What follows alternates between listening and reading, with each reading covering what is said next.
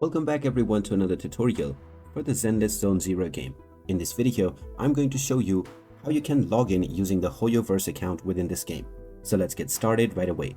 First of all, open up Zenless Zone Zero on your device. And once you are taken into the homepage, you will see the login option. Go ahead and tap on it. Now, if you don't already have a HoYoverse account, you will need to tap on Register Now to create your new account.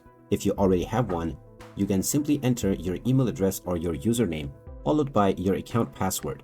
Go ahead and type in both of these, and in case you have forgotten your password, you can tap on the Forgot Password button to reset and recover your account. After you press the login button, you will be logged into your account right away.